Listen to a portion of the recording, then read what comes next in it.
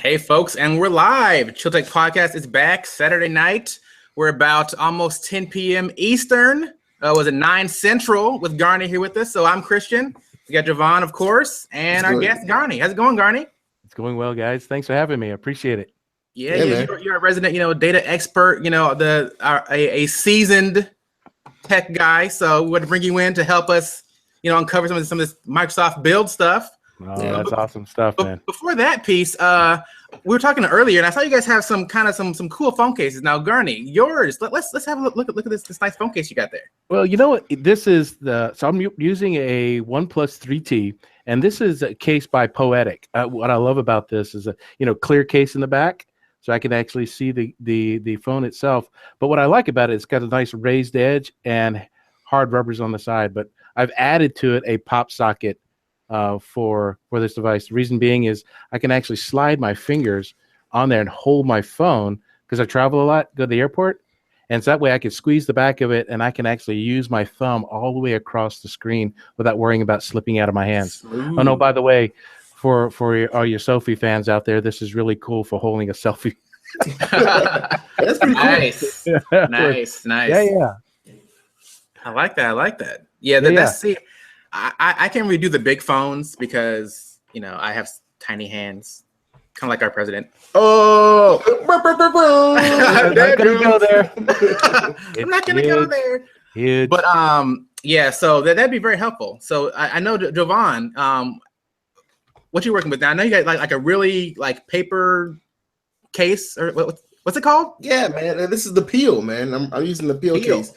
Honestly, if it's not transparent, but you can kind of see right, kind of where the phone lines meet and everything. It's a really thin case. It's one of the thinnest cases, if not the thinnest case in the world. It's a 0.3 millimeter case by Peel. It's for the people that don't really use cases or don't want cases, but they don't want their glass on phones, or their metal to get scratched up. So that makes sense. So it's basically a scratch deterrent, but not really like drop deterrent for us clumsy. Right. Now they claim it has some drop protection, but the drop protection it actually has, I'm like half an inch. Yeah, I'm pretty sure it comes from the phone itself. Right. It's just terrible. Yeah, pretty much. Well, nice. I like that. Yeah, man. Yeah. As far as me, I got this, basic, spiging case, whatever. But what I did get was, I think it was the UTech tempered glass. Yeah, and if you look carefully, you probably can't even see it, but there's like a scratch in the corner here. I literally got out of the car, dropped my phone, it fell face down, and a rock hit right on the glass, right? And so it cracked this, but my phone is fine. Now, had I not had this protection on here, or like some plastic thing in the front, what would have happened? Oh, yeah. Shattered this pretty glass. I've done it before. So just, some tips, guys. Get a tempered glass screen protector. Yes, it will save your life. I think that's a must for every phone, no matter who you are. That's so serious. Oh yeah, you gotta have that. I mean, I've dropped this several times, and just replace the tempered glass. Exactly. It's way cheaper, right? This is the second UTech case that I'm on. UTech screen protector, because the first one dropped and broke last. What was it? It was on Sunday, and actually, I wrote an article relating to the UTech case and the Peel case on our website. Oh, yes. Did he say website? Did you say website? The website. Wait, that's what? right. The website. What? We have a website. and it actually works. Yes, it does. Congratulations, guys. Thank you. This has been a long time coming, and everyone who's been watching, this has been a long time coming. Right. Soon TM, right? But right. Now it's here. Now it's here. So definitely check out the full review on the Peel case and other cases on the Chill Tech Studios website. That is www.chilltechstudio.com. Yes, sir. More reviews coming, written stuff. So those of you who don't necessarily feel like watching a whole video, we're gonna have written stuff for you, along with pictures. Javon has lots of great pictures of that case, actually. Crispy, clean pictures. You got a new camera and everything, so keep a lookout. All right, so let's dive into our main topic for the evening. Build 2017 from Microsoft. Now, before we talk about Build, Garnie, can you just give us an idea what is Build for those people that don't know? Well, Build is Microsoft's developer conference. You may have heard of Google I/O, you've heard of Oracle World and things like that, but Build is really Microsoft's foray for their developers. This is where they really open the doors for the developers to say, look what we can do. Here's the art of the possible. Here's what's coming. Here's what you can do now. And there's some, and that was pretty neat watching the last few days, all the stuff that's coming out of Build and people interpreting what's happening. There's some pretty significant stuff coming out of Microsoft. I mean, before there was some cool stuff in the past, but I think this year has been pretty impactful. Pretty impactful. Very cool. Very cool. Yeah, it's interesting because, these things were initially just for developers, right? Like it wasn't for the general public to really mostly even care about. But now tech's become this thing where these developer conferences, at least the keynotes, have become like events, right? It's become like a thing where people tune in to watch. Where before, unless you were at the conference, right? You probably hear about it later in PC Mag, or whatever, right? But now it's like people are live tweeting, like, it's a whole event. And these companies have to keep kind of stepping it up every year to compete. Like we know Apple does theirs, they have their way, and Microsoft has their way, and Google has their way. But it looked good. It looked good. So the first thing I want to talk about tonight is, now Microsoft for Windows, it's just Windows 10.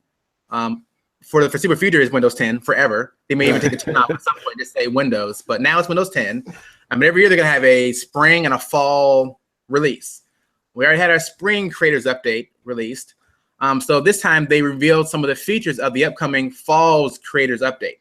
It's still called the creators update. Is that version 10S is spring release of 10? Well, no. So we had the creators update that came out. When was that? Earlier. And then we had this mini, that was last month announcement, right?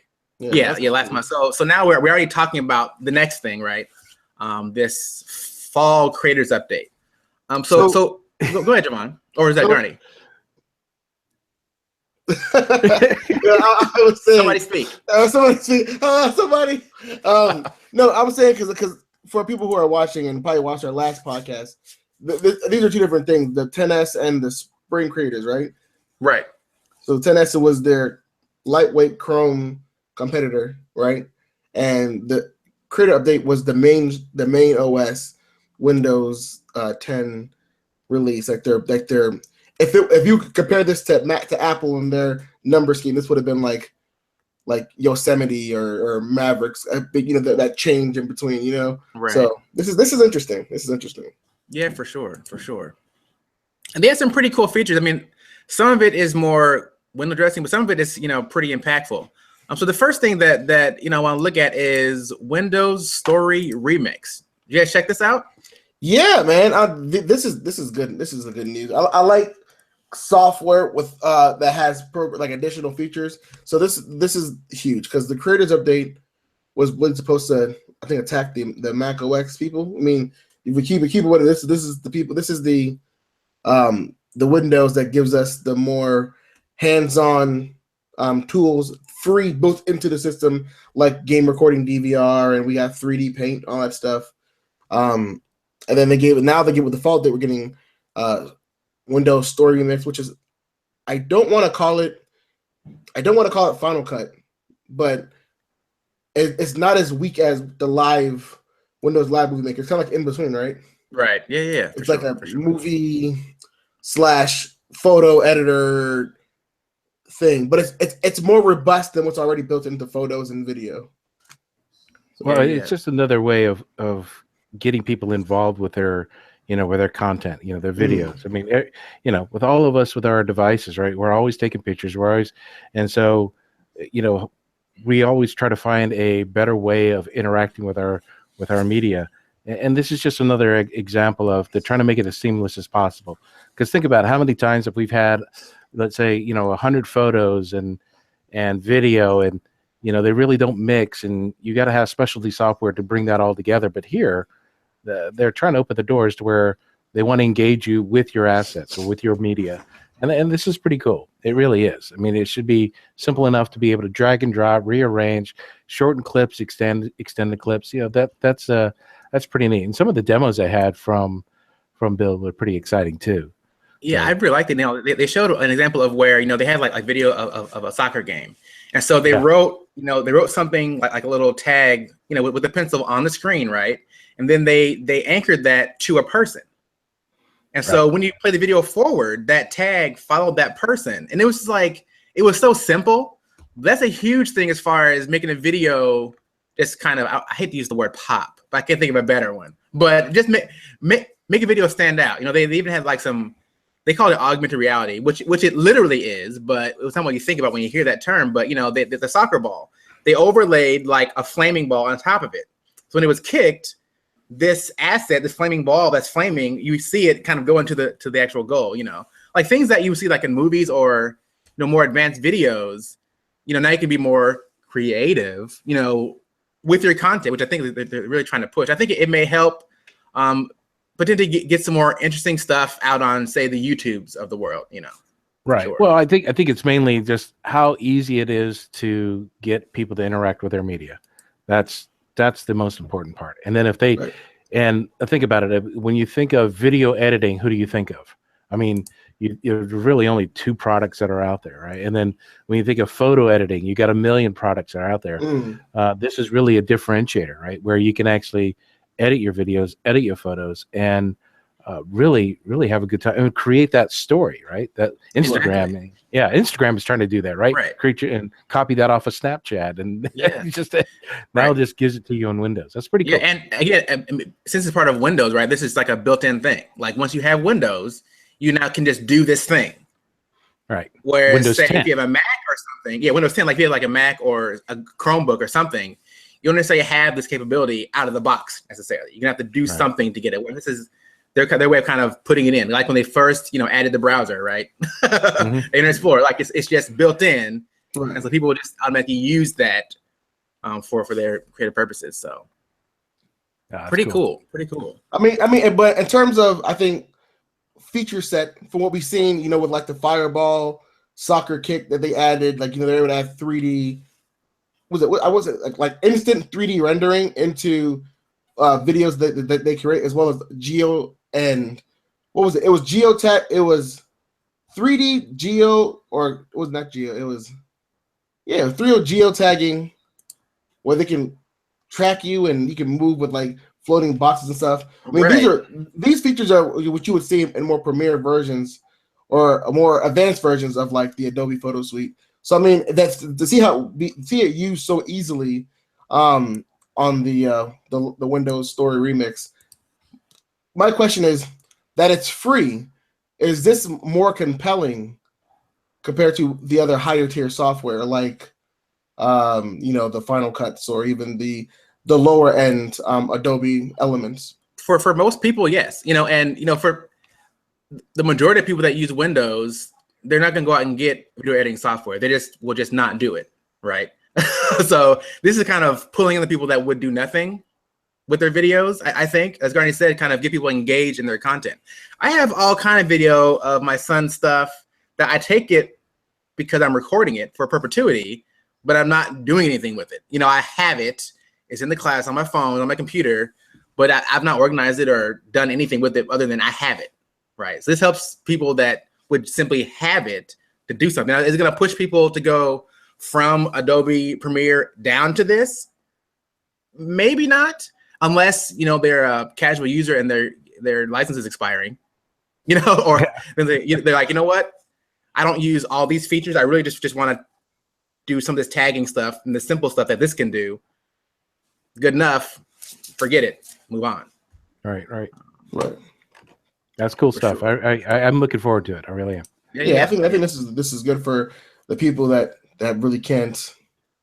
I don't want to say the college kids, but like those people that want to be young creators, like those upcoming YouTubers and especially in those foreign countries. I mean, like people that don't have the income for resources. And I think this was a good move. I mean, I can tell you, not to stick on this too long, but I'm thinking back when I was younger, I would spend hours on my computer in Microsoft Publisher making newsletters and flyers for fun. Like, I didn't really have a lot of games to play, so I would just play with Publisher or Paint or whatever, you know. So imagine all the kids that have all this video and content that they have at home, and something to do is now I'm going to go make videos. I'm going to go play around with this. Remember stuff, 3D right? Movie Maker? I don't know if you remember that. It bundled with Windows and Windows 95. Oh man, that's some history. Yeah, man. Yeah, I don't even remember that. But yeah, it's one of those things where, you know, someone that is looking for something to do, you know, like, okay, I can play around with this, and then, oh, actually, I like this now, and over time they step it up. Now, does Microsoft have a plan for how to step people up to the next thing? It doesn't seem like it yet, but who knows? They may make a purchase in the next couple of years where they would have a kind of a upgrade track for you, right? Like, you're used to this. Hey, if you want to be more of a pro now, purchase this. Yeah. Windows 95, man, I tell you, I don't think I was born then. Oh, please. You remember DOS. Oh, gosh. Maybe not punch cards. Yeah, well, hanging chaff. Right.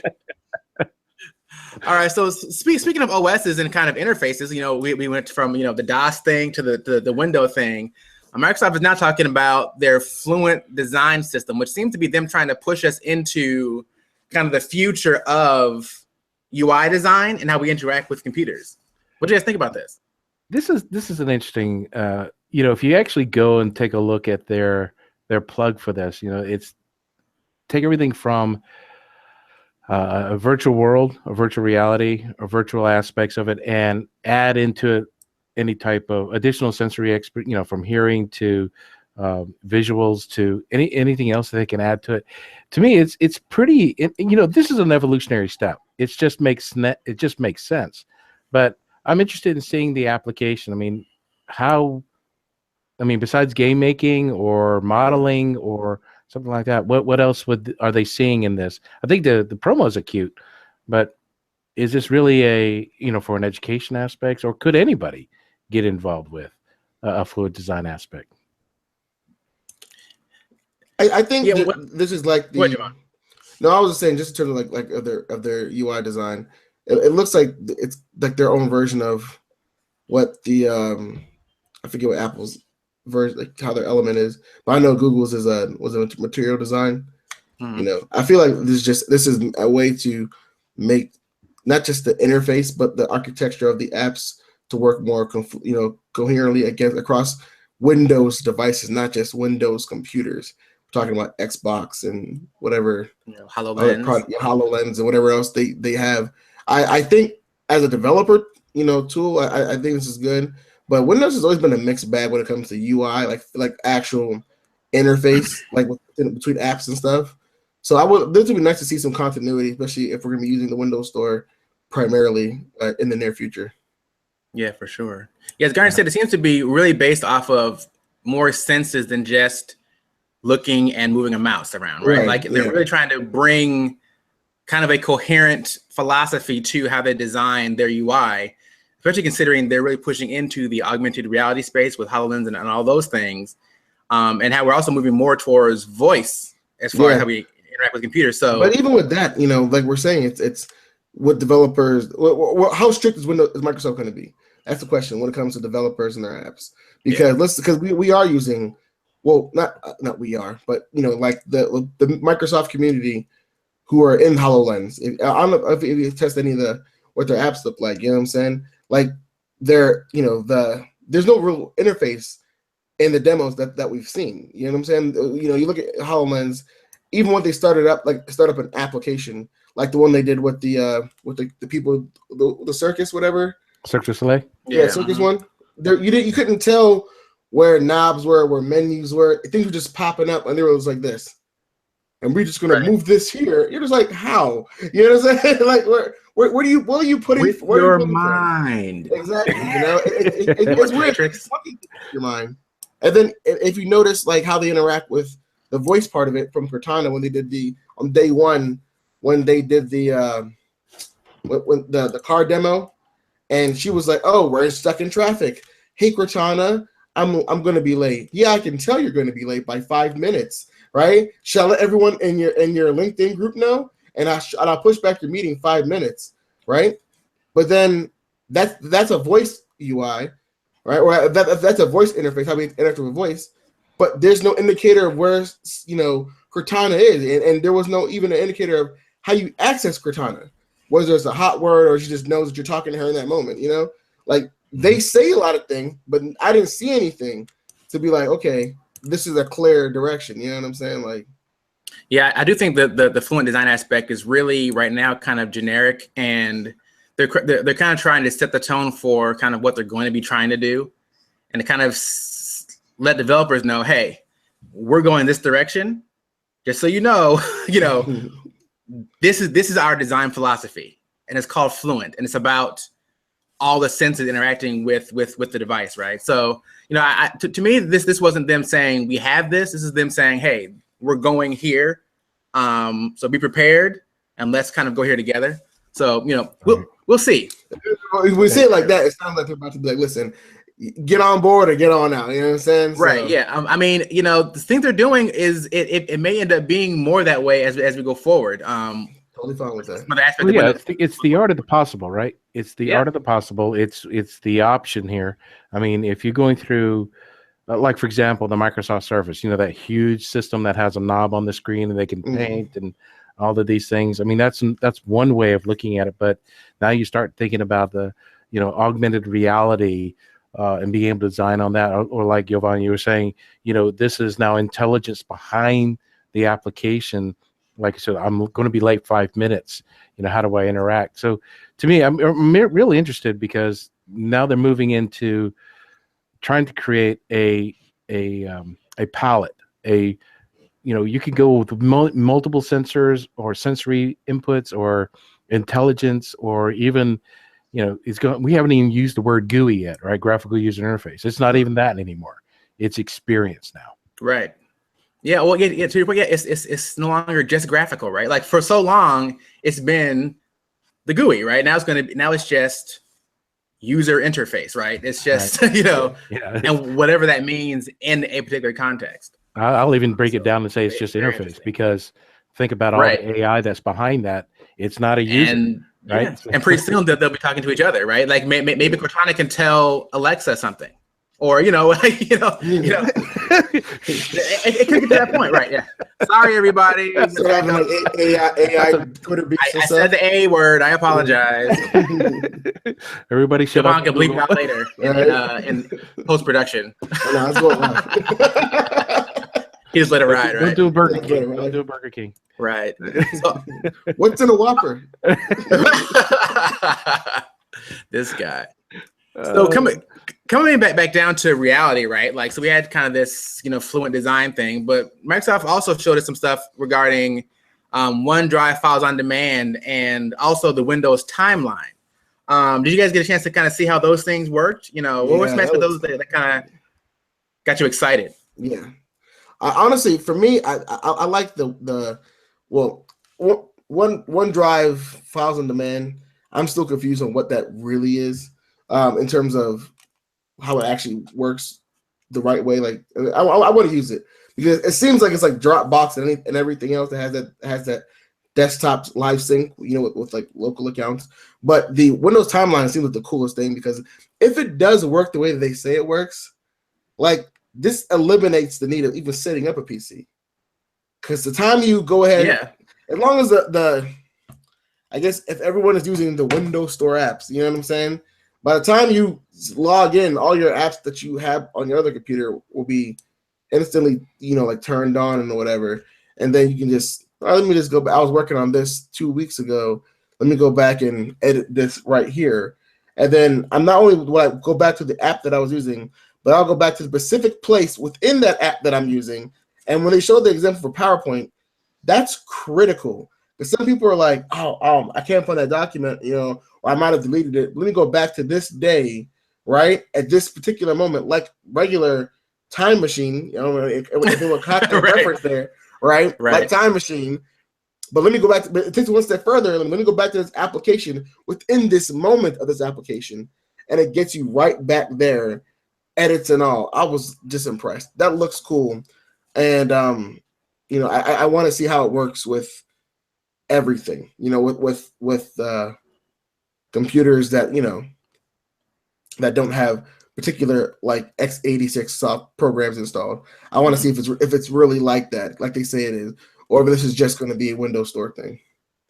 You know, the OneDrive aspect, the biggest challenge with any type of content sharing, and you're right, Yvonne, you can have a box or Dropbox or a Google Drive or a OneDrive, and you would assume that if you drag a piece of asset to that, you can actually anchor it in the cloud, you can anchor it on your desktop. And what this really is trying to do is allow you to anchor it all across your Windows devices. You know, it could be, if you edit a document on your desktop, that those syncs are immediately happening in the cloud, and then you can actually go to a meeting with your phone or tablet, and boom, you have those updates right there. It's no longer, I need to upload, you know, save it, upload it, and then hope that I get to the meeting that I can download it onto my device. It's a synchronous connection versus asynchronous, right? Where I got to save it, and then hopefully get connected to it later. Yeah. The nice thing is here, we've all been there. And if you ever used any type of content, especially like SharePoint,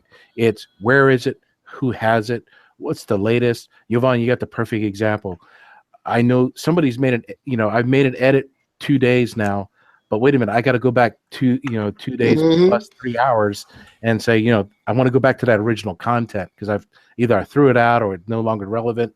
Now it is relevant again.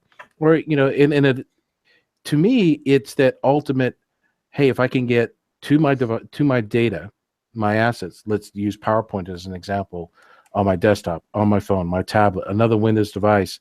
Heck, if you're, I believe OneDrive also has capabilities for sharing things to iOS devices, which is kind of neat, right? Yeah, it used to be huge. The iOS and Windows worlds would collide, and they don't play well together.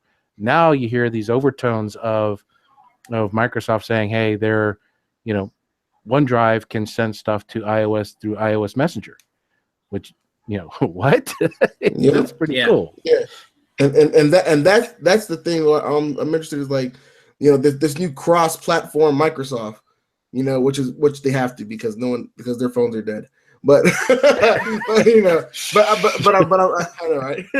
but I'm really glad to see Microsoft.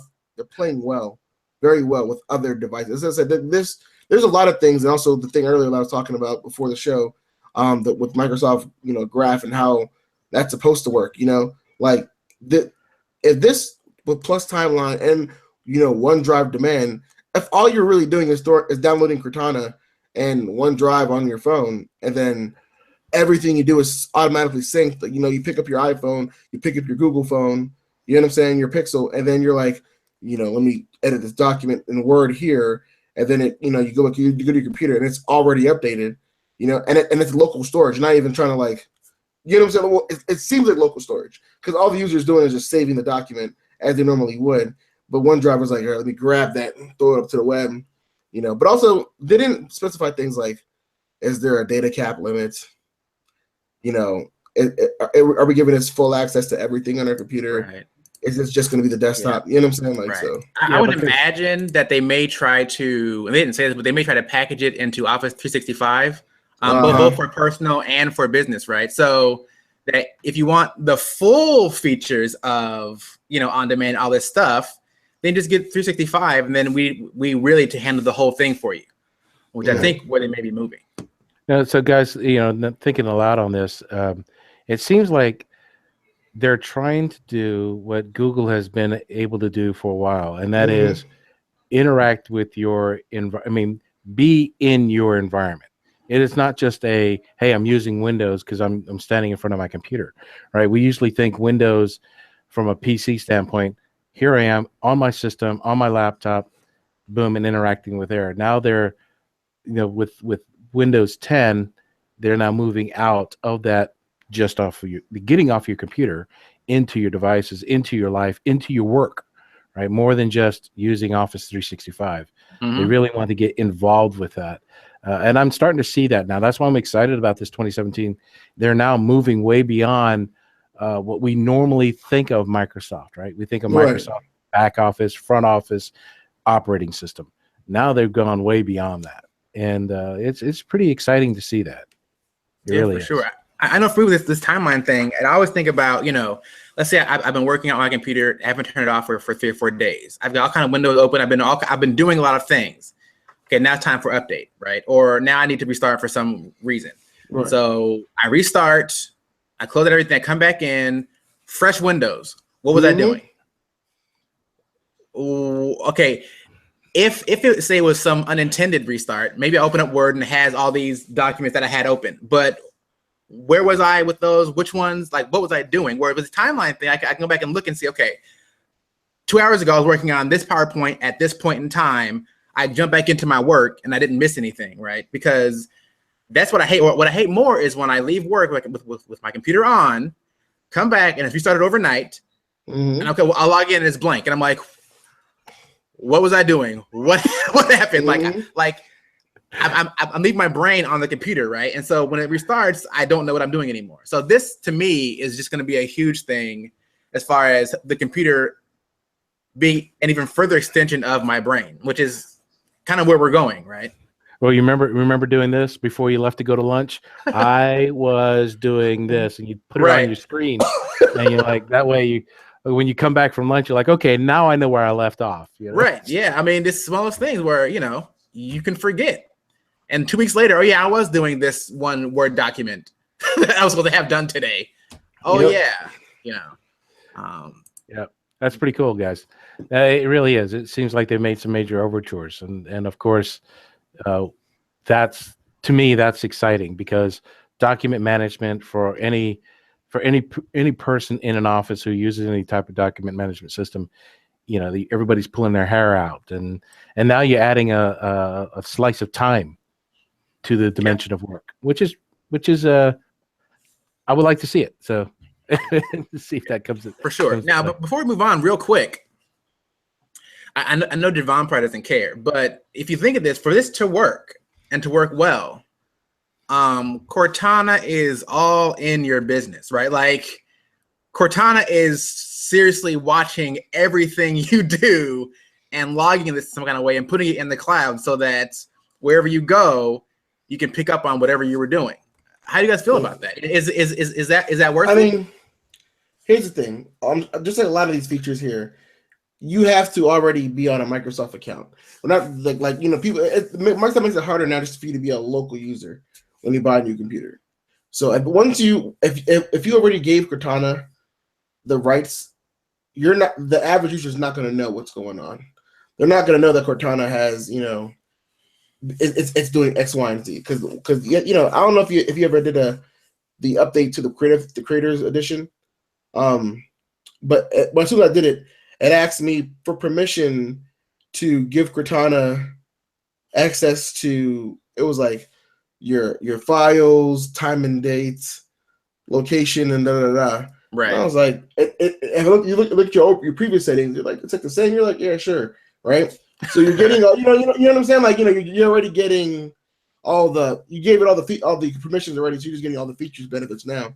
But I think for the average user who is a non-local account user, there's no weird feelings about Cortana in this, because Cortana, although it's the driving force behind it, they don't know what Microsoft is doing to get it synced. They might think it's some type of OneDrive cloud thing. You know what I'm saying? Like, for the average user. Let me add here. Okay, so all right, let me step away from personal use and get into more corporate use, right? Think about this. When a document is created and there's intellectual capital associated with that asset, it is stored on a SharePoint. Chances are, the moment that it's created and put into SharePoint, what is the probability it will be reused again? Right. Maybe it's not just the asset itself, but what about the steps that led to making that asset? So you got a Word document or a PowerPoint. You've had to do some research. You collected information. You gathered stuff together to create a thought, a presentation. That's gold. Right. And if you're able to harvest the I hate to use the term metadata, but really if you capture the process of creating those data sets, the metadata behind that, let me throw something else at you. What if there was some intelligence behind that? What if Cortana or AI systems are able to capture what you did as a corporate citizen, because that's what you do, and we were able to capture the best of what you do, Jovan, you Christian, you guys, your teamwork, your collaboration, your assets that you have together, and we're able to capture that gold and say, you know what? There's other things that we could do based upon how you created that asset. It's the next step, because most of the time we think of Office documents or SharePoints or anything else like that as finished goods, but the intellectual capital that led to that finished goods, that's the new data. That's the new world. Because having a car is one thing, but capturing the process of making that car and improving the processes to make better cars, to make safer cars, for safer workers, more efficient manufacturing lines, still makes that car. Yeah. Does that make sense? Yeah, even crazier. Let's say now, I'm going to assume, innocent intent or correct intent, but let's say we use Cortana to watch people creating documents, right? Mm-hmm. And we use that to feed AI to learn how to create documents. Now we don't need these people anymore. We've now watched them and trained the AI, so now it can create and do a better job at creating, content, at creating a news article, at doing whatever, because it knows how to search internet and do things the way a human would do it. I think that's a great way, and that's the best direction for AI, I think, in the corporate field. The problem with AI and half of these features, even in the fall creators update, is that a lot of these features won't even be used in enterprise. I know for one reason now, when we deploy, when we were doing the approval process for Windows 10, we had to access the Cortana. Well, right now, our access, now that we gave the okay for 10.12.4 for Sierra, we're still not giving the okay for Siri. And when you're on the enterprise side, we don't want to have anything else attached to these to your workload. We don't want to have Microsoft or anybody else having any bits of information that we're doing on our computers. Although we're still attached to the web and there's risk on being on the web itself, as you've seen happen the last couple of days. You know what I'm saying? Right. But nonetheless, though, AI in its current form is still a liability. So these features, although they're great for enterprise, and it makes the most sense to use it in enterprise, because they're all bundled into this whole Microsoft Live accounts, it doesn't really apply right now, I think, in its current form to enterprise users, unless those enterprises are more mainstream and allow the use of Microsoft Live accounts incorporated on top of AD accounts. Right. Well, hold on. So I get it. I understand it. There's sensitivity to that, but remember just 4 years ago how sensitive everybody was about going to the cloud. Period. Any discussion around cloud, it was security. I'm not going to put my data out there. I'm not going. Now, what is everybody talking about? Yep. Cloud. So everything. So it's, to me, there may be apprehension and sensitivity to it now, but what's going to happen is that this gold, this meta, this information, that it's not necessarily AI, right? It is, if I could capture the process to make those assets and learn from that over and over again and make it a repeatable process, great. Then I can concentrate on other things, because our human intuition, the savants of the world, the data scientists of the world, the statisticians, the financiers, they'll become smarter because, like you said, Christian, where if the systems are able to go ahead and start collecting that information well ahead of time, where I'm not researching, I'm more making decisions on it, then I think that's gold. I think that's the direction it's going to be. That's these are discussions I'm having all the time in my professional life, where capturing metadata is very important now. That's the trend today. In the next few years, you're going to see metadata captured. Now, that's just on data. Now, what about activities? What about processes? What about all these other things that are tied to it? Now wrap it with like a Cortana AI or just take people and say, what if we could do this? The what ifs of the world, taking assets and processes and meta and start moving them around in different ways that we would have never thought of. Think about that. That's where I think things are heading right now. Yeah, for sure. I think the key is going to be, who owns that data, right? Like how can the enterprise insert themselves in this process to where it stops with us, right? Like say Cortana collects all this stuff and it's doing all this stuff and it's all it's syncing and everything. If I want to use it in my enterprise, then this is going to be going up to the cloud, but then it stops at me. Like I have ownership of all this data, not just this general out there Cortana in the world that's doing it for me, right? Like I need to have it here so that it belongs to me, right? Because all this data is being captured. I don't want that just that's that best case scenario, right? Right? Like you need to be able to insert yourself in the process somewhere to say, okay, yeah, sure, gather it. This is great. Like this is help. I can see all my data, but once you get to this point, like I'm the endpoint, right? Like I'm the owner, and that's a whole other. That's net neutrality. That's a whole other thing. Otherwise, a lot of businesses would just never implement this, right? Because we can't just have we're working on sensitive data and you just shoot it out to the cloud. Like Garnie said, right? At this point, this becomes intellectual property, right? Well, exactly. But at the same time, Microsoft's like, hey, this is a free update. We need some of that data, you know what I'm saying? So we can make it better. Give us some of those diagnostics, right? Right. Exactly. Then we'll call the Omega Group and the NSA. They've got it all anyway. So. All right, yeah, man. So.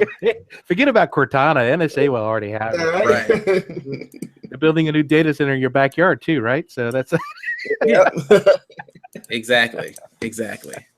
All right. Well, I think we belabored the timeline point more than I thought. I thought we would have slipped right past that, but it grabbed us. So let's move on to the Windows Store, because we saw with Windows 10s that particular version of Windows is really anchored and tied to the Windows Store. And I know some of us were like kind of concerned about, is that really going to work? And what's happening with that? But we see some changes happening in the store. Specifically, we see with iTunes coming and Linux. Mm-hmm. What do you guys think about this? Like, why? Well, iTunes is obvious, right? It's the Apple wants more users. Microsoft says, hey, I can give them to you if I can just merge those worlds together. That it just, from a revenue standpoint and usability standpoint.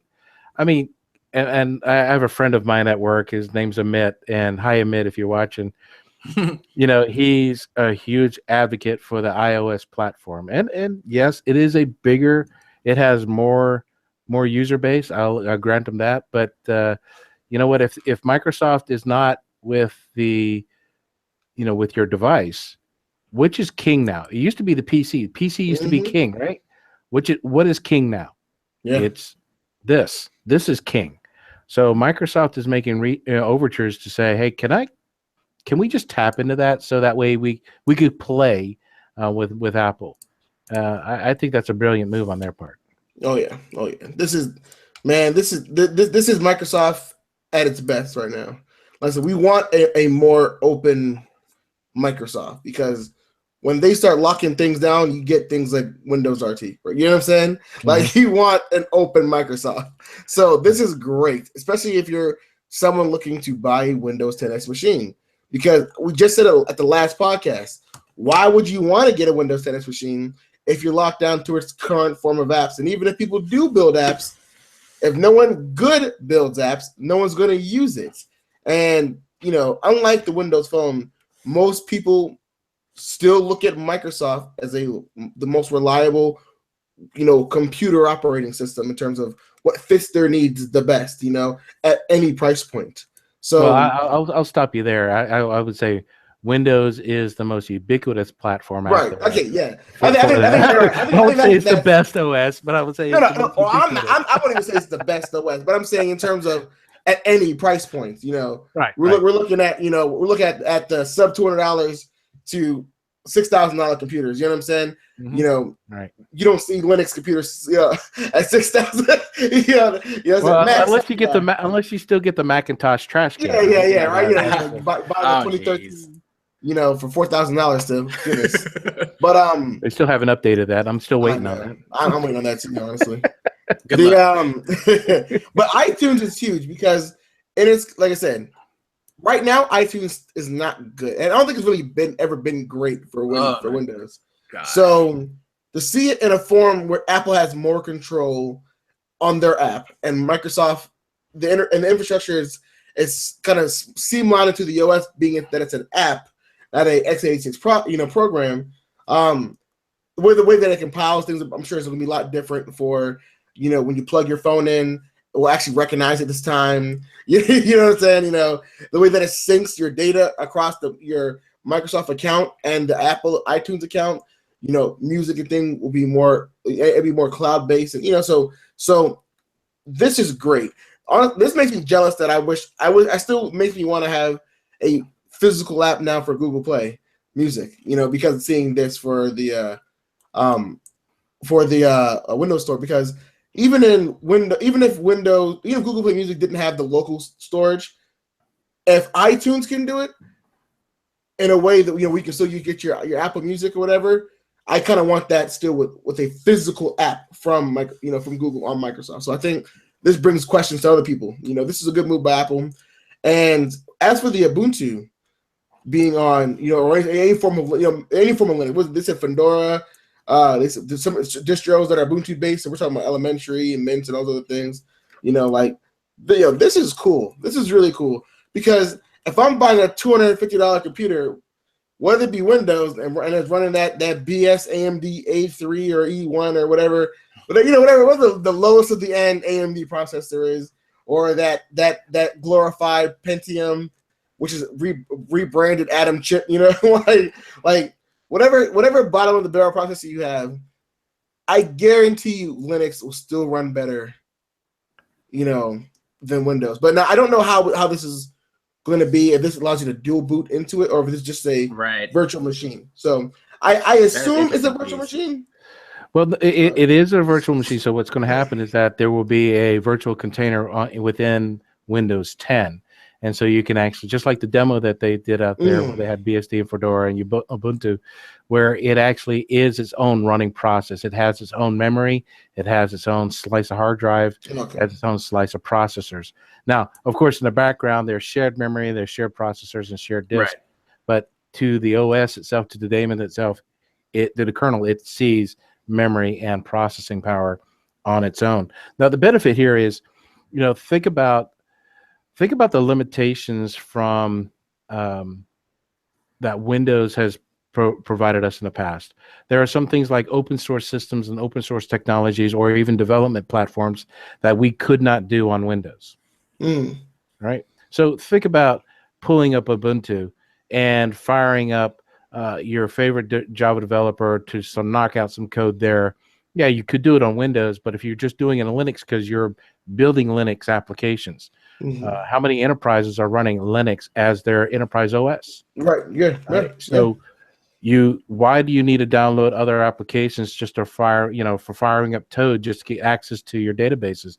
Why don't you just go ahead and use Linux, because it's a Linux environment, so you can log into your environment and do Linux things, but with the context of being on a Windows environment. Now, I want to know is this going to be like a fully featured like VMware replacement? Because I don't know if you guys are catching the theme here, but Microsoft is like pulling out major competitors in software and building their own in-house solution. For example, with the last creators update, game XSplit, you know what I'm saying? XSplit and the other screen capture people, they lost a big chunk of that user group space, because it's built into the OS. Why run two apps to do the same thing? One have made more features than the other, but when it comes to the core functionality, which most people use it for just the core functionality, if I want a screen grab and then record it, I can just Windows G or whatever. You know what I'm saying? Like it's much easier. And then now, then you have things like the built-in, photo editing. Now we have, things like the Linux kernel, being able to, you run the own virtual machine within the Windows. Now, I'm gonna cancel my VMware subscription. You know what I'm saying? Or VirtualBox or whatever you're using. Like this is interesting. I like the move, but also as Microsoft, like, listen, guys, we give y'all a 20-year head start. This is us just doing it the right way, and with help, of course, with direct work with these users. Apple's not going to someone else and then having them build the app, the iTunes store. They're talking directly to Microsoft. Hey, how can we get this to work properly? Well, Linux, Ubuntu. They're like, hey, directly with Microsoft. They're sitting at the table. What can we do to make sure that when you install your distros, that they run the way that you expect them to run? So we're assuming these are going to be better solutions than what we've come before. And if you guys saw the audience response to iTunes alone, you would think this is an Apple event. All he said was iTunes is going to be on the Windows Store. That's it. Everyone was like, wow. It was just like the place is going wild. I was just like, yeah, because you realize also this is Windows 10 store, right? So it's not just desktops and laptops, right? There's also tablets that are involved. So forget the phone issue. There's the whole tablet space and convertible space that now has access to iTunes, right? But back to your point about the virtual machines, I didn't even realize till recently that there was something called Hyper-V built into Windows. Like, I didn't even know, but I started working on some training for some SQL admin stuff, and I want to set up like six virtual machines.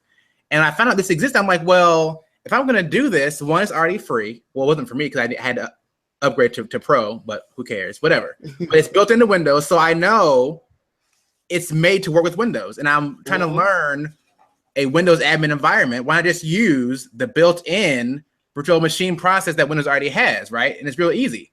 I would assume to some degree that's what this is using, right? It's using the Windows native virtual machine technology to just pull up these Linux distributions, which again, we could do it. Like we could all make this happen.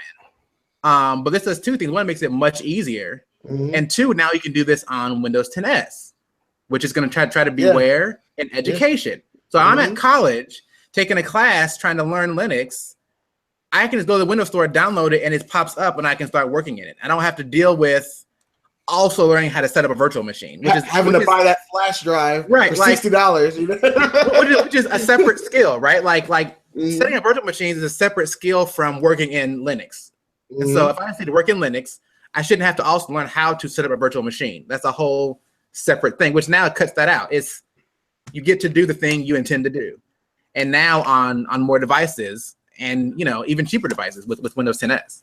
Right. Yeah, this is great. I'm happy. These are. I want to see Google's name on here. I want to see a better Amazon cloud. I want to see a better Netflix app, and I think we will. I think after a while, all this is going to really start pouring down to the point where we don't install x86. I mean, real talk. Outside of games, how many programs do we really install nowadays? You really don't. You really don't need to. Use the browser. Yeah, right. Use the browser. You know what I'm saying? And when we want something, you get an extension for the browser. Like I had to make a distro the other day, so I downloaded what was it? What was the name of that software? It's like Garnie, some of that. It just builds the it automatically detects which distro, and it automatically puts the best settings for that distro. For when you boot it up. If it has like preloaded drivers for like Wi-Fi and things like that for a vast amount of cars, a lot of post data, things happening. But it's come to the point where when you want to install things like if you had to unrar something, if you down something and you have to unrar it, right? You're not gonna go download FrogRAR anymore. You know what I'm saying? You just right click unrar because it's kind of for most people now. You know what I'm saying? And that's not just with Windows. We're talking about Chromebooks and everything like that. We're kind of preconditioning ourselves outside of games, to just stop downloading stuff, And if you do, you gotta go like you do in your phone. Where's the store at? Because we're like I said, we're programmed in our store. We pick up our phones, we get an app, and then we're like, all right, this is what we want, and it's installed in seconds, and we're done. We're not going to go to Google, type in best free software for blockity block. Download.com. Yeah, right. And then get a virus. You know what I'm saying? Like, it's the same. Right. Which install do I click? Which green button is the also real in one? security? Microsoft is doing is using Sandbox for their apps. So isolated apps, you know, things don't leak out of the apps and stuff. This is huge, man. This is the better Microsoft we've always been talking about. Microsoft snow leopard, right? Yeah, for sure. All right, y'all. Well, I think that wraps up kind of the main points as far as the creators update, which we spent way more time than I thought. Yeah. We have a couple of bigger topics in general to talk about. One is just looking at Microsoft kind of gave further vision into their plans for mixed reality. We had the HoloLens, we had motion controllers, and some other stuff. What do you guys think about, you know, their vision for mixed reality? Is this going to be a real thing? Gaming will make it. Yeah. I mean, they always show these scientific. I like the Cirque du Soleil scenario where they could bring in actors and perform in certain areas, right, where they can test out and things like that. But you know, to me, buildings, architecture, modeling, great. But I being the geek, I want to see the games. I want to see the games. How about you, Javon? I want to see the games too, obviously. But also the big thing is medical. We see this during the first tease with the HoloLens a couple years ago. Was it last year or was it 2 years ago? I think it was whenever they first got the HoloLens. We saw like the whole being able to bring up the the human body, and they're showing things with the anatomy. You would peel layers back, which you could, it's just a more cumbersome process to do on a computer or tablets. And to see that Microsoft has a strict guideline for what all their HoloLens or mixed reality headsets can do, whether you pick up the $1,000+ HoloLens or the cheaper mixed reality headsets, a lot of them can generally do all the same thing, and it makes something for, I think, in the medical field, especially in the trainings, where there's less live, you can have a more you can have a more dynamic environment, right? Where cadavers. Yeah, you know what I'm saying? Where you can still be yourself and have their shaky hands and do something and have it be more lively than just a dead carcass. You know what I'm saying? Well, that's redundant. We're just having a carcass. Right. It's having a carcass. You understand? and then like, because it's like playing an operation. But this time it has greater consequences, and you can really be yourself. And I think I want to see this. I mean, the gaming aspect, imagine like you could have like Operation Extreme 2017, where like, you're, like for real, like you feel it, and there's like feedback, and it's like a whole thing like that. That could be pretty cool. Now, speaking of the price of this, okay, they have a bundle they're coming out with headset and the new motion controller, $400. Yep. I tell you this, the pricing for these virtual headsets, granted, these are also going to be used the same way as Vive and Oculus and all that stuff is used also in VR. So I think they're doing it the best right now. $400 is a very competitive price. Still expensive to the normies, to the people that are just regular consumers. Like me and Garnie, right? Not you. No. Daddy Warbucks there. Daddy Warbucks.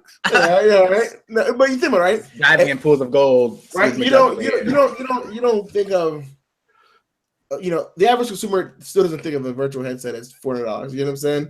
Now, the IT people, this is like, oh my gosh, $400. This is a steal, because you're getting into we're not early adopters anymore, but we're getting a entry-level price into a very high-end experience still. This is more than just your Samsung VR or the Daydream or and in some ways with the mixed reality, this is better than the $600 Vive or $700 Vive. Well, here's my question. My question is, okay, $400 hardware-wise, sensor-wise, great. But where are the apps? Where are the where's all the It's great, guys. I mean, do I need another GPU? Do I need a better GPU? Do I need, all these questions are coming into my head saying $400 is great, but that's the price of that particular bundle. What is the cost behind that? Like the apps, the hey, look, if you got an i5, and Yvonne will laugh at this, right? An RX 480 GPU card on that, is that going to be enough? Right, and Yvonne's laughing because he's running the titanium. This guy is ridiculous. He's got the what version of it now? Is it 2048 titanium? I'm sorry. Regular TI today. I know, I'm just messing with you, man. Because you got four of them, right? Anyway. All right. But the back, the whole thing is, will it actually be ready? Will it be available to be launched? I mean, Grant, it's great it's like the Oculus, right? Okay, I got it. Now what? Yep. PlayStation, I got it. Now what?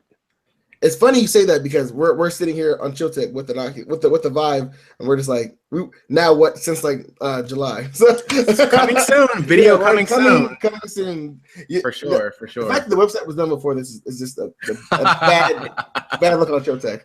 But but I did like the fact that they said a lot of what makes virtual reality so cumbersome now, even in the lower end systems, fixed like a lot of that GPU scaling stuff down. So you no longer need to run a bunch of motion sensors everywhere, which requires more GPU power and more processing power. Everything is now built into accelerometers and GPS head trackings and sensor trackings built into the handsets and into the headset. So I would assume the specification requirements, assume, right? With Microsoft, all we do is assume. I would assume the specification requirements is significantly lower than that of an Oculus or a Vive. Would have to be at least not higher, right? Right, at least not higher because of all the less processing that has to be done. You know what I'm saying? Now, even if it were to be at the same level, it's much easier to swallow if you're an enthusiast for mixed reality or VR to swallow $400 and a GPU for $600 or $500. You know what I'm saying? Well, what's the price of the 1060 or 1070? Like, you can get 1060 for under 300, like 250. So about $300. You know what I'm saying? Plus $400 for the motion sensor. That's still a easier pill to swallow than dropping, a Titan or 1080 Ti and buying a HoloLens. You know what I'm saying? So that's the key, right? But I'm still on the side of where are the apps? What are the apps? What's right? Because if you give me controllers with a HoloLens and cool, I can, what would be really cool is if you had Minecraft in that environment. If you were just running around Minecraft building houses, which they're working on, right? They showed us that, like, they showed us it's coming, right? It's coming. No, that. I mean, can you imagine standing in the middle of the room, with this headset on, going, chopping down things, and, mining things, and things like that. That would I would never see my son again. Yeah, exactly. You'll be totally immersed in that stuff, and that's pretty cool. But again, I'm thinking that what if you had something like let's just say one of my favorite games, like World of Warships. It's like, okay, now instead of just being a flat screen, I can actually turn my head as a captain on the bridge, and I can see the whole surroundings. Or if you use something like first-person shooter, think about that, like Call of Duty. Scenarios. I can see those more easily incorporating the FPSs and those things, and even some forms of RPGs or right. I can see that happening. Or like a Skyrim. Think about it, like Skyrim. You got a sword, right? Mm-hmm. And you swing your sword, and you get this feedback, right? When you hit something, your controllers shake. Right, that you actually hit something, or you buy that crappy was it the Cortona vest? That $100 vest that gives you a vibration. Think about that. Right. Now, when they actually put sensors in it that actually shock you when you get hit, right? All right, then we're on game. Then we're game. Right? Has that actually draw blood, right? You know, I think in terms of content, you know, I don't want to go on mixed reality too much, but in terms of content, it's still, of course, not there. But I think that the thing is, though, is that, like you said earlier about like how the cloud was and the early adopter things, I think down the road, more so for education purposes and these controlled environments, where we see more mixed reality, and in the enterprise for the architects and home remodeling and this type of scaling, we're being able to scale something and get something true to size. That's where AR really shines right now in its current form. And and then, like I said, medical but the gaming sphere is what's going to draw more of the average consumers over. And right now, just in VR alone, I'm not impressed enough to really spend my time into it. Although we have the Vibe, I still haven't even really used it that much because it's kind of stupid. Right. You know what I'm saying? The other reason is too much to set up. Yeah, and it's actually tiring, right? Like a lot of people play video games to relax, right? But VR and AR is not relaxing. Like that's actually work. Like you're actually more stimulation going on. Yeah, you're like it's more to do. So it's for a whole different type of experience, right? So I'm not gonna go play VR to relax in the evening, right? I'm doing that because I'm trying to do something. I'm going out to play paintball. I'm going to laser tag. I'm going to play my VR thing. Like I don't go play laser tag to relax. Yeah. I'm like hard day at work. Let me chill and just go out and play, laser tag for 2 hours. What you do is you take your team that you just had a really bad meeting with, and everybody go play paintball. Right? Exactly.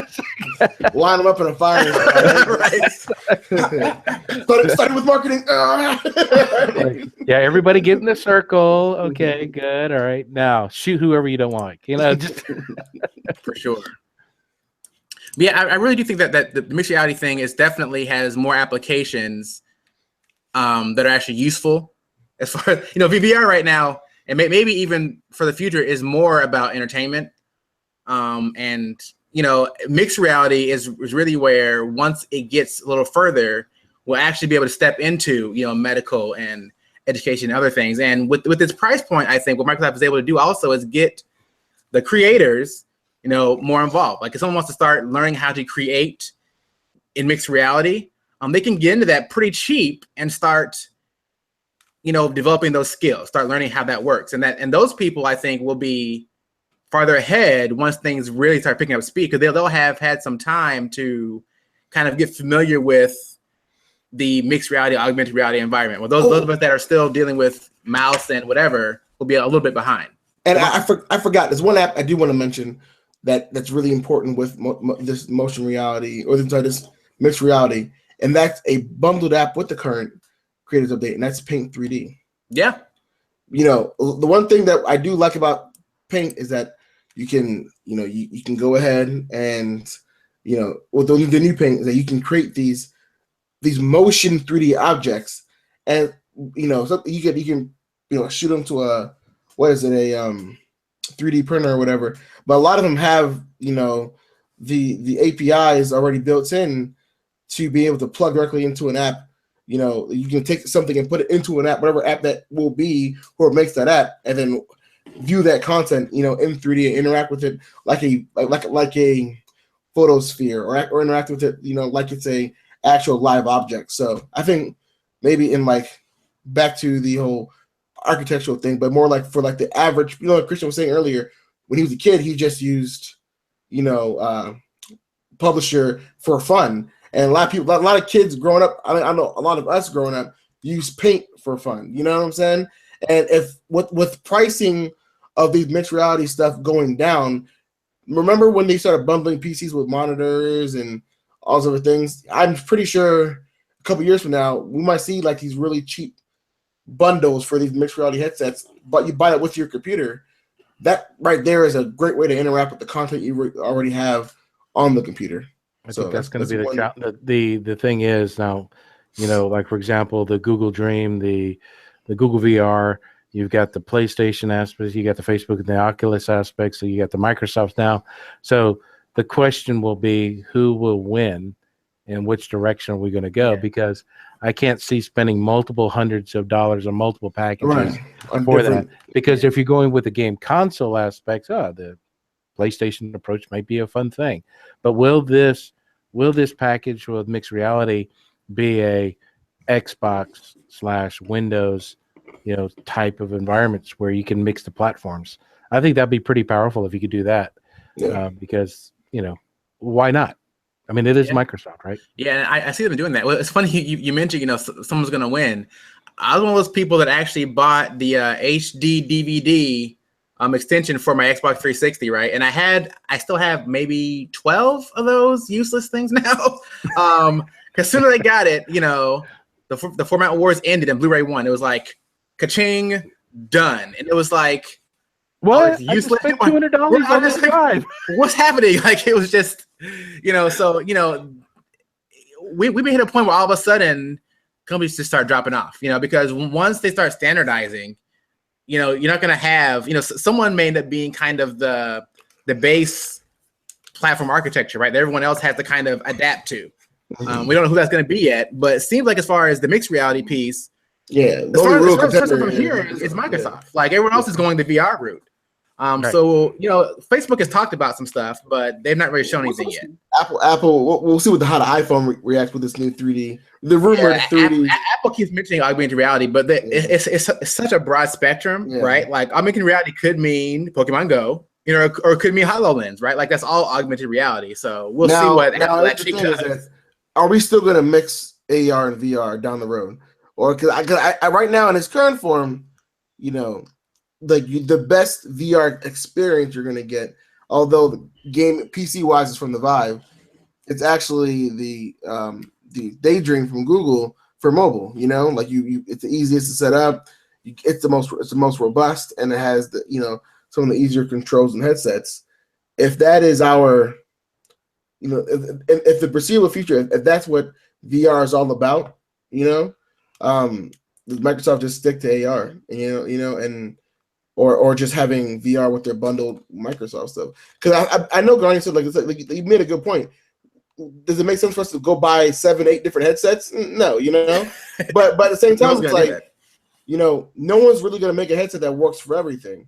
And mobile and computing and desktop computing in its current form, I say that a lot because it's, right now it just doesn't go together. The Vive doesn't talk to my phone, and Daydream doesn't talk to my PC, Right. At some point, we'll need some kind of a standard, right? Yeah, whoever solves that, where it talks to your phone and your PC, that's the winner. Whether that's Amazon, who comes out of nowhere with the Echo Lens, you know what I'm saying?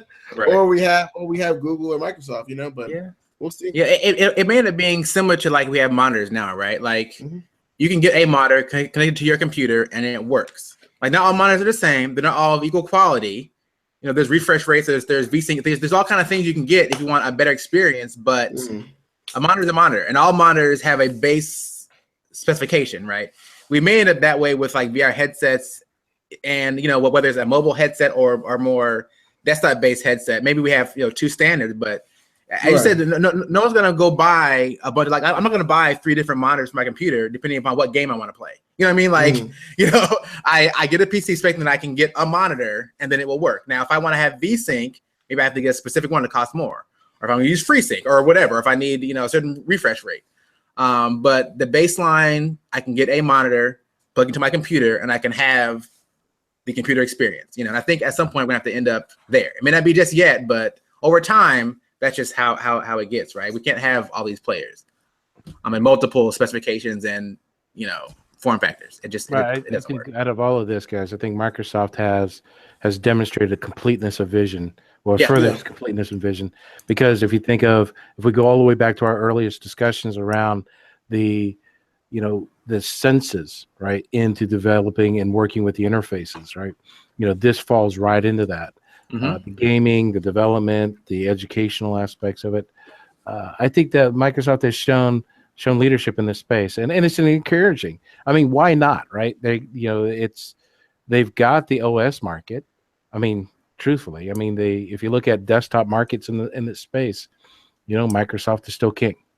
So if they can make 10 the standard and make this mixed reality And I like the terminology, mixed. That's pretty cool. Very cool. All right. Well, one of the last few major pieces was, Microsoft really talked about a lot of things in the cloud computing space, specifically with Azure. Now, Garnie, you're kind of our resident expert as far as you're the data guy, the systems guy, Azure and all that. What do you think about some of the things that Microsoft brought out and build this year concerning cloud computing and Azure and AI? Well, first and foremost, I have to give a big thumbs up and a wow factor to Cosmos. This is the new. Microsoft has boldly gone where everyone else is going, is trying to figure it out. They stepped down. Yeah, exactly. This is, if for you guys don't know, Cosmos is a global database for global projects, according to that. And what does that really mean? Imagine having a database deployed in the cloud that's accessible at any point in the world. So you can have projects built here in Texas that can be leveraged, let's say, in Maryland, and at the same time leveraged in South Korea. And the most important aspects of it is the speed of replication. I mean, I was watching and reading a lot more about this Cosmos database, and I'm really impressed with the fact that this database is able to replicate the information anywhere around the world very quickly. Now, we still got to deal with physics, but I mean quickly. Right. And that replication technology is amazing, that you can actually develop and build, let's say here in Central Texas, and deploy it to the cloud. And I could deploy that database anywhere else in the world. Guys, that's amazing. Yeah, today that's a challenge, because you start to think about replication today of moving data, let's say, from the UK to the United States. You're going over shared pipe that's in the Atlantic. And Microsoft has figured out a way that saying, hey, how can I quickly, almost instantaneously move data around the world for the purpose of deploying that database to be leveraged? I think it's just an amazing thing. The applications are tremendous from there. The other things that are really kick in here is, when you start looking at, oh my God, when they announced MySQL and PostgreSQL, everything that we've talked about up to this point, right? The iTunes, iTunes in the store, the Ubuntu, or the different distributions of Linux in the store. Now all of a sudden Azure is supporting MySQL. Yeah. Yeah. Yeah. You were like, where is this coming from? And this is again, I like the message. Microsoft has moved beyond siloing their world and everybody in their world only. They're embracing the rest of it, and they're opening themselves up. So if you're building something on MySQL or PostgreSQL, you can actually start moving things back and forth, connect to it natively. I mean, to me, guys, that's a really big play in the world of Azure going forward. I won't be surprised until we start seeing Swift and other things being supported down the line. It seems to make sense. Assuming Swift continues, right? Very, very good point, Chris. Very good point. And the other things that really got me going, I don't want to spend too much time on this, but this is for data geeks and for people who are looking at system architecture, enterprise architecture aspects of it. When you start enabling the business to start getting more involved with their world, right?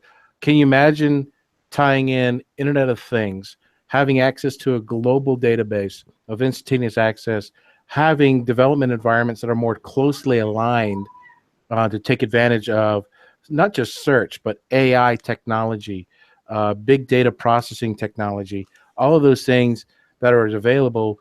IT now moves away from being a reactive organization to a services organization, where Azure is giving them the platform. I don't want to overuse the word platform, but it's giving them the platform to provide those services, to say, hey, if you want to build something, go for it. If you want to do IoT stuff, here it is. If you need AI to assist you to harvest intellectual capital, here you go.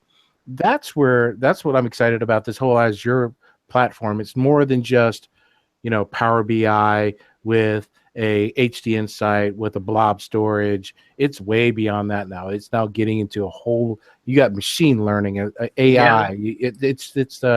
And now this global database. I mean, as a data geek, this makes my propeller spin.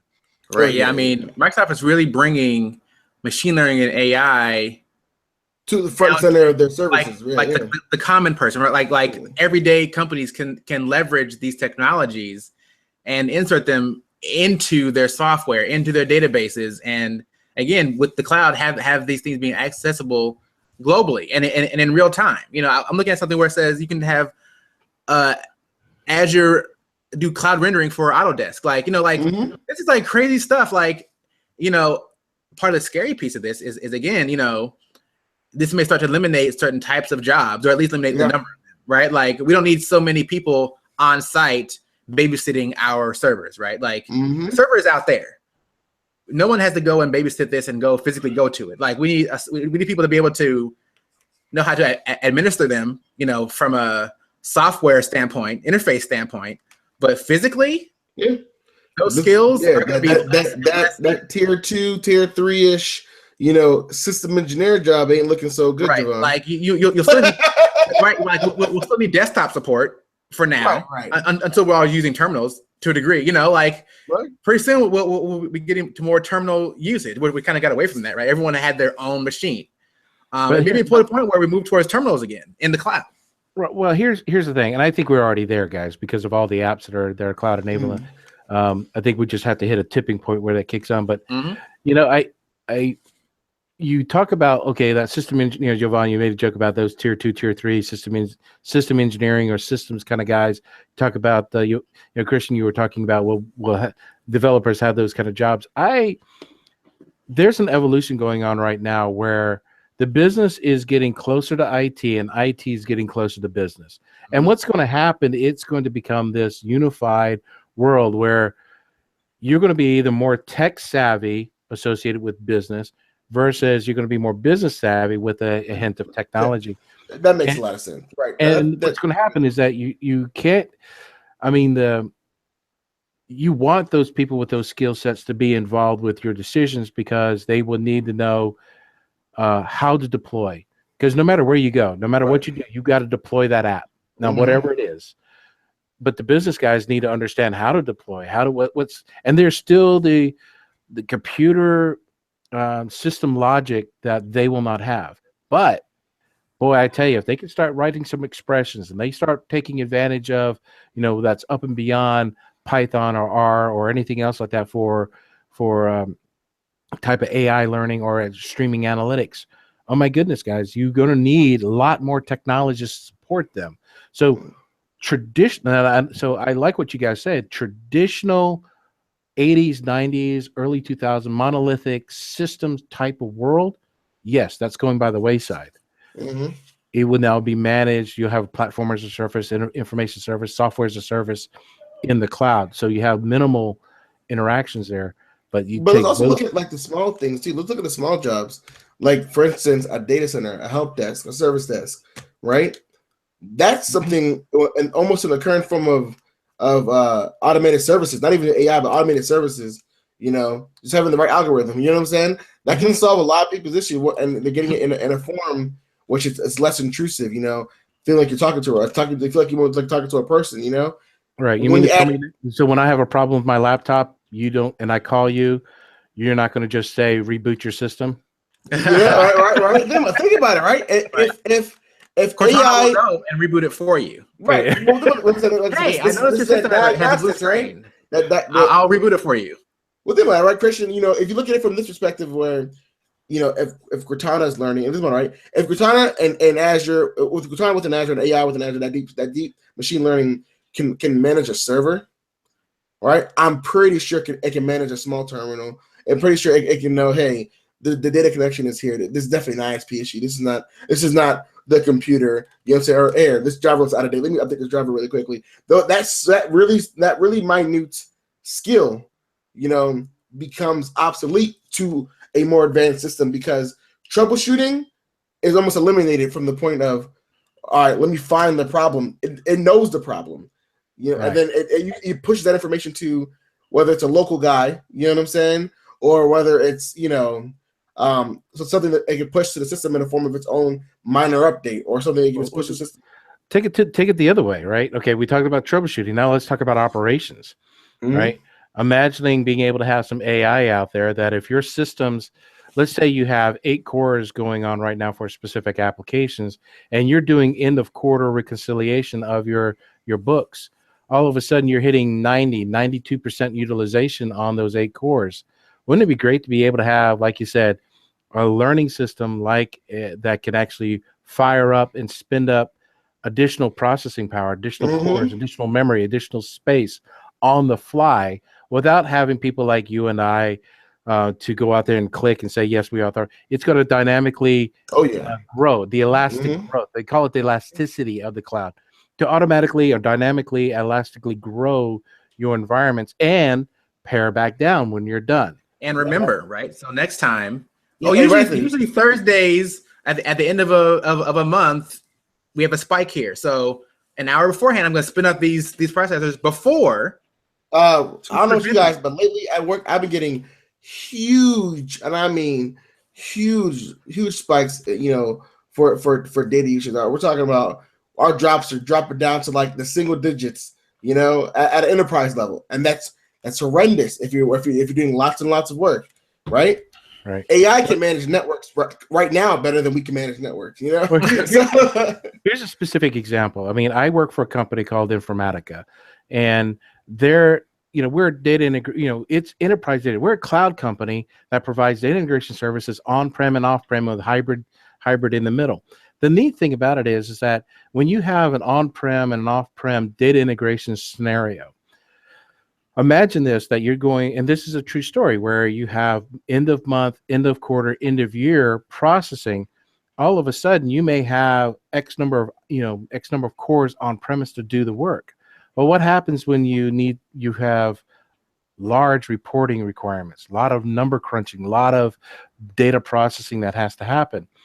Well, we have technology that automatically, if you have a cloud solution, automatically provisions and dynamically creates an environment in the cloud in Azure, for example, to add additional cores for you. And when you're done, it will go back. And also, here's the other thing, from a licensing point of view, and this is what I love about the cloud. The licensing point of view is phenomenal.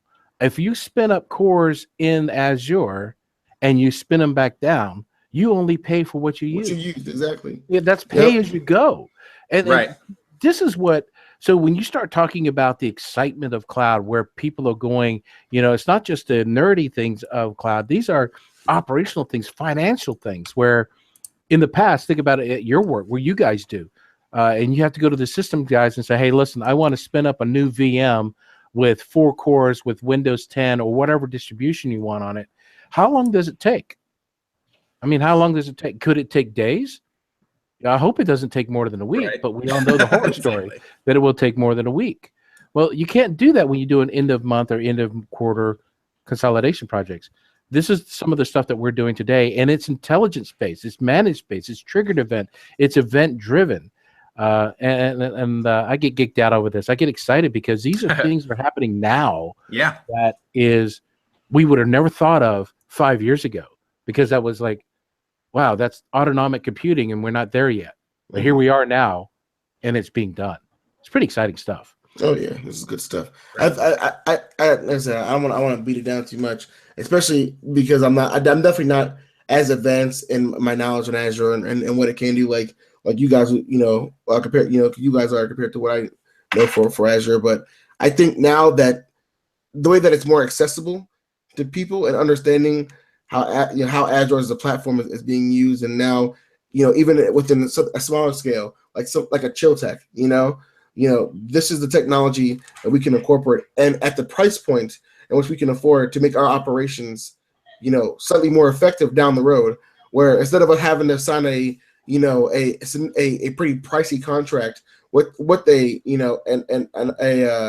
data company, because we're allocating processing power and storage and things that we just might not ever use, but just to make sure that we're on the safe side of how we operate our day-to-day operations.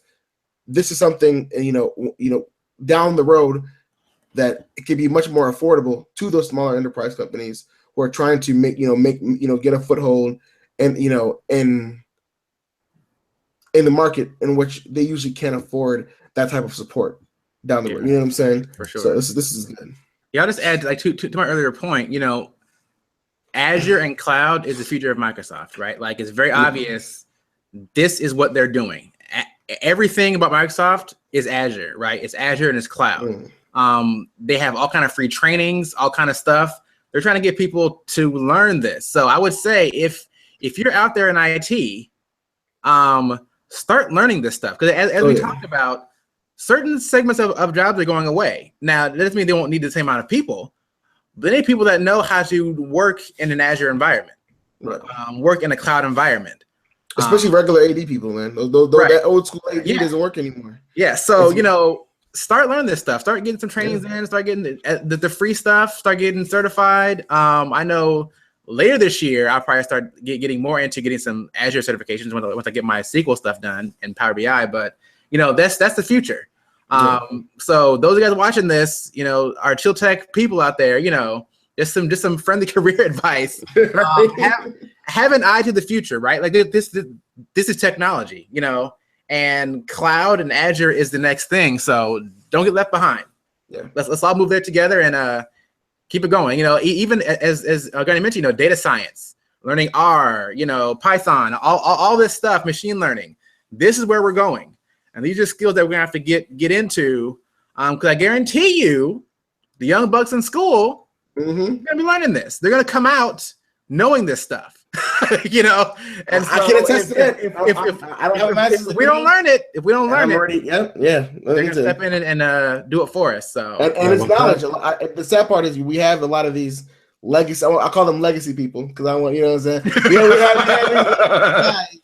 We have call it traditional. Look, it's not legacy; it's traditional. You're right. We have these traditional guys, legacy people with their master's degrees, and they were taught, X, Y, and Z in school, and even with business trainings and stuff, there's just so much hands-on you can get before something rolls out, and then you just don't know it. And then someone like me comes around without the master's degree, but I already had the experience. I'm fresh out of college. It's like, all right, well, that guy, he's ready to go right now. And it's much more costly for a company to train you than you already having it down the road, especially right now in today's age, where money's already scarce, is very sparse. And you look at the government right now, where every department is not in the military or DOD. They're like, we don't have any money. Shut her down. Yep. Yeah, man. So that's great advice, Christian. For our viewers, especially the people that are in chill tech that are on the enterprise side. We have a lot of people like that. So this is great. All right, you guys. Well, we got one last feel-good story to send us out. And we talk about seeing these new technologies and what does it really do? Like, it's pretty, but what are we doing with it? Like, how does it help our life? Apple Watch. Okay, nice. What does it do? Android Wear. Yeah, cool. What is it for? Microsoft showed something that they have called Project Emma. This thing, to me, is like being in the future, right? Like, this is a wearable that helps with Parkinson's. Did you guys see this? I did. I actually watched this part live, and man, I'm not gonna lie to you, they hit a emotional string with me. They did. Yeah. Told you, man. Apple's the new Microsoft. Microsoft's the new Apple, man. They are. They can hit you emotionally where before you just wouldn't expect them there. So should we do a quick little briefing on what project I'm about to say Emma Watson. Project Emma. Why do they think Emma Watson? Or Project Emma is? Yeah, Javon. Tell us what Project Emma is. Okay. I guess those that didn't see it. So right now, we'll put this in the description below. Also, so you guys can read this also. But right now, like Christian said earlier, we're in a stage where smart wearables are, they're still a niche product, but we're trying to get it to the point where it's whether it's more or less niche, but more of a must product in terms of who you are, and particularly right now, people that have Parkinson's, and or have some type of like tick, because we're not it's just assumed it's Parkinson's, but this can be anything. Someone with an anxiety tick or anything like that. And what I don't know what the technology is inside when they do it, but it's a wearable that can calm that tick or that shaking in the hand and allow it to be able to function. I don't want to say as normal because that's so insensitive to say, but be able to function right without having the the disability get in the way. And what watching and it's called Project Emma, based off the actual designer whose name is Emma. And she was can't remember what exactly she was drawing on screen, but she was drawing something, and I remember she kept trying to do it, and she was holding her hand, and it was shaking, and she couldn't do it. She was crying, and I was crying. We're watching it, and then she was talking to her mom, and she was like, "Microsoft made this thing, and we're gonna try it out. We're gonna see how it works." And they work with her, particularly because she's a designer in this field, and she put on the watch, and the shaking was still kind of there. But when she wanted to draw, her hand was still. And she was able to draw perfectly, and she was coloring in the lines, and she was like, I can't believe she's not holding her hand anymore. And it was filling in. And she came on stage, and of course, she's not really meant to say anything. But you can see the twitch out when standing still. It's Parkinson's, she's standing still and she's shaking, and and you're just like, you're looking at how the conditions of Parkinson is, where there's still no cure for it. On top of that, we say it like there's a cure for it. There's no cure for this yet. So to see something like this, even in a small form, it shows you how advanced we are in technology to curing. Not want to say curing, but creating a solution for these ailments. For these people with these diseases, people with these with these life conditions, and to see her, to see her being able to draw and getting the reaction of developers and seeing this technology is already there, this is a great product, but it makes me more excited to see things from Project X and other people, other companies. Because we're hearing already the age of the life equation, how to slow down the aging process, being able to not having to eat food, being able to prolong going in between meals, things like that. You know what I'm saying? Like, technology is rapidly changing. I think Microsoft with Project Emma is in the lead right now, and especially in the form factor of wearables. This makes wearables a necessity for people right now, and I want to think of the business side of this. This puts Microsoft in a position to release something else, maybe a regular wearable, but with a more mainstream health feature, like a diabetes tracker, something like that. It can be the same notification watch or whatever. But if they can tackle something like Parkinson's, they can tackle something which will seem easier, like like a better heart rate scanner or something. You know what I'm saying? Some of the very minuscule things that a smartwatch will be able to do, right? Well, I think what you're getting at, Giovanna, is that there was a specific way of interrupting her brain. Yeah. Because Parkinson's is overstimulating, right? Yeah. And if the watch was able, and this is what I loved about the researcher, is she understood the symptoms and was able to, and the best way of explaining it is interrupting those signals. Right. The brain is going to react, and it's going to send those overstimulations to make you move, to do for those kind of spasms and things like that. And the watch was able to send signals to interrupt those patterns, which is pure genius. So I still, give credit to Microsoft's funding and doing this project and things like that. It just tells me that the art of the possible is real now. That because how many of us still have our Apple watches or our Android watches or the next level of Fitbits and all that other good stuff. Those are just trackers or an extension of your phones. Now, this shows a practical application of one of those wearables can do for you, and everything like you said, Yvonne, from heart rate tracking.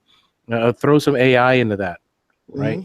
Mm-hmm. Being able to track your insulin levels and things like that. Again, based upon your personality for your diabetes, or people who are on the border, right? Those kind of things. Preventative care, yeah. Those, to me, that's like, for example, how is it that soldiers and our servicemen who deal with post-traumatic stress disorder, right?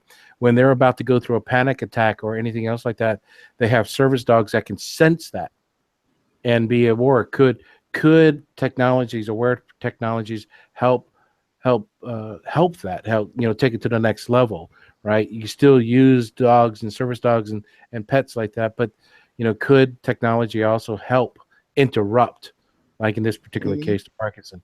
I think it's a great story. It just shows that, it just gives me faith in humanity again. That people actually are trying to do more than, could this have a financial? Yeah, but this was really a humanitarian type of approach to a problem, and I think it's pretty wonderful.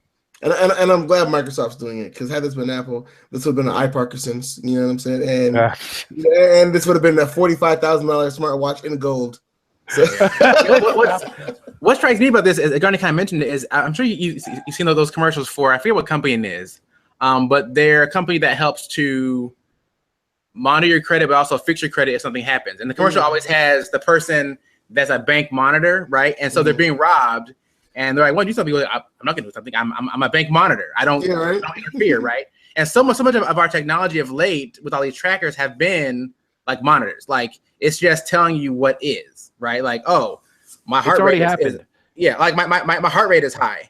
Okay, thank you. Like, I ran this many miles, like whatever. Like even the Apple Watch, they've been doing lots of studies that people have been sending their data from their watches in for different things. And they have. I think they even had a Parkinson's app that would help monitor, your behavior and your shaking, and so that your doctor would know on a daily basis, how you've been doing. Okay, that's all good stuff. Like, it's all good. It's all gathering data.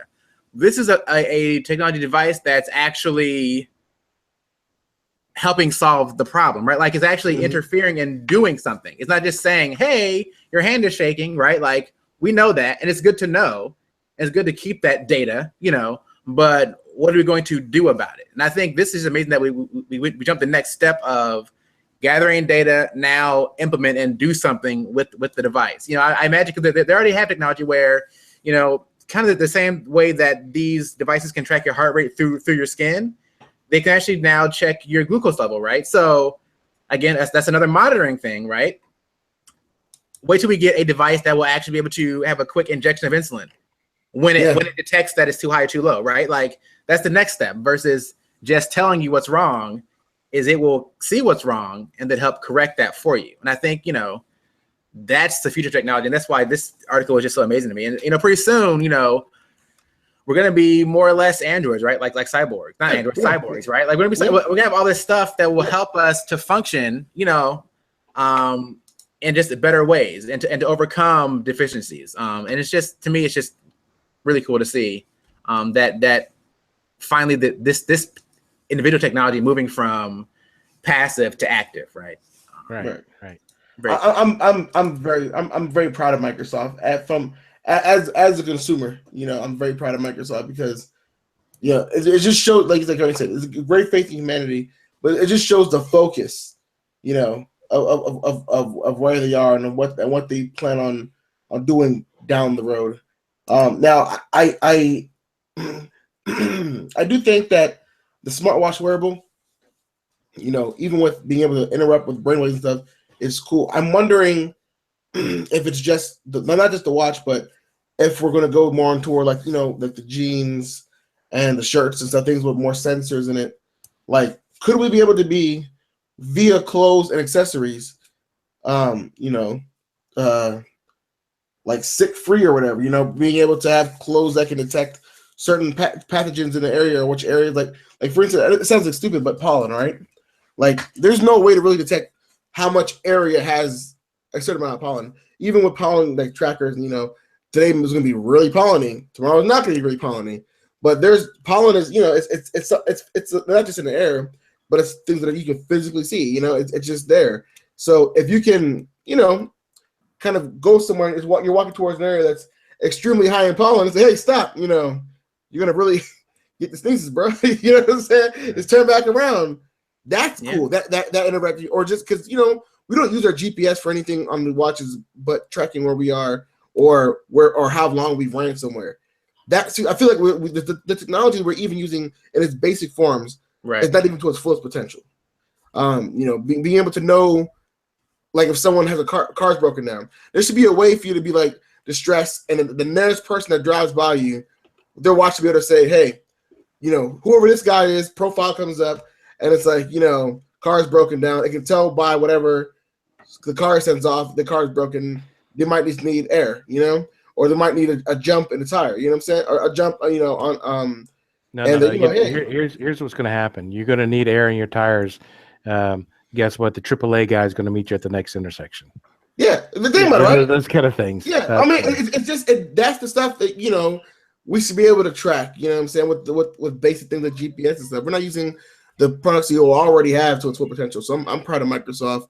I hope that this trickles down to the other wearable people, especially Fitbit, Apple, and you know, and Android and Google with all their manufacturers. I want to see, you know, if everyone could get a piece of the pie, maybe somebody would just put it all together. You know what I'm saying? And hopefully this doesn't become a proprietary thing either. We don't want this to, you know, like Garnie said, to become a, you know, a grab for money, because, you know, although this technology, I'm sure it's very costly and whatever behind it, you know, but we want this stuff to be available to everybody, you know, and in a lot of different forms. So hopefully going forward, technologies like this and advancements in technology like this go open source. Yeah, that's pretty awesome. Sure.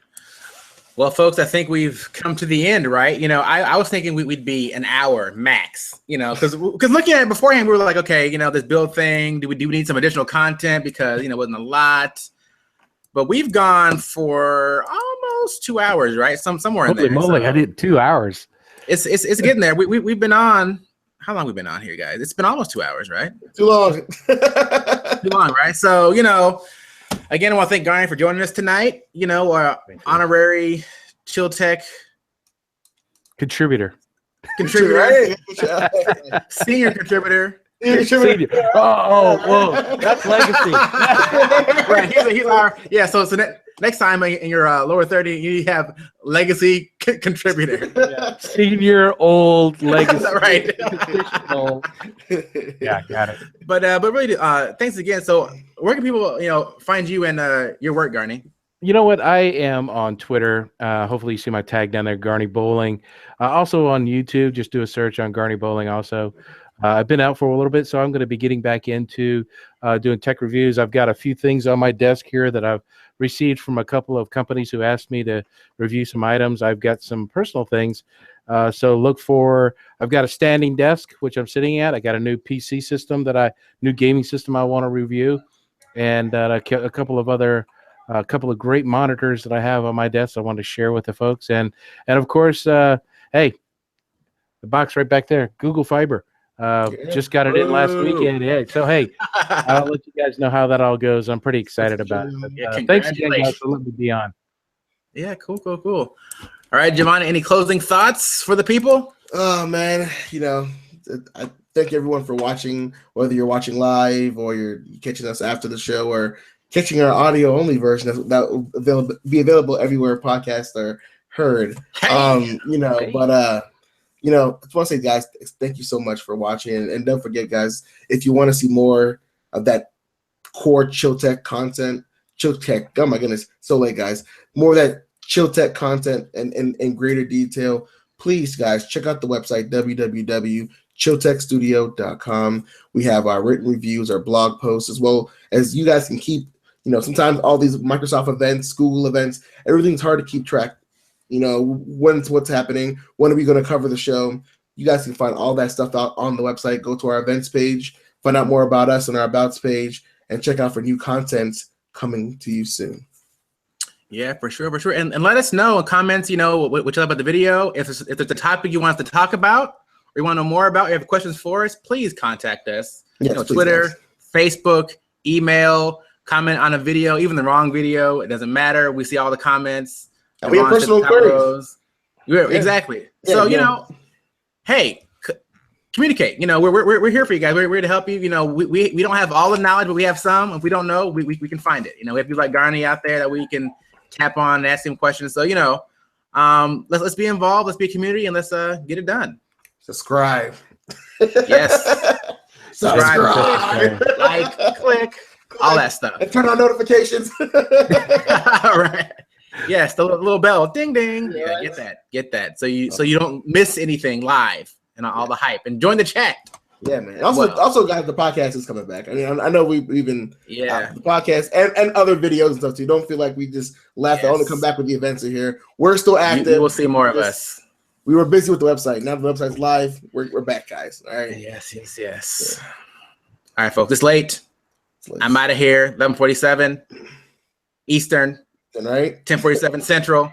Let's call it a night. Call it a night, guys. See you guys next time. Yeah, guys. Peace.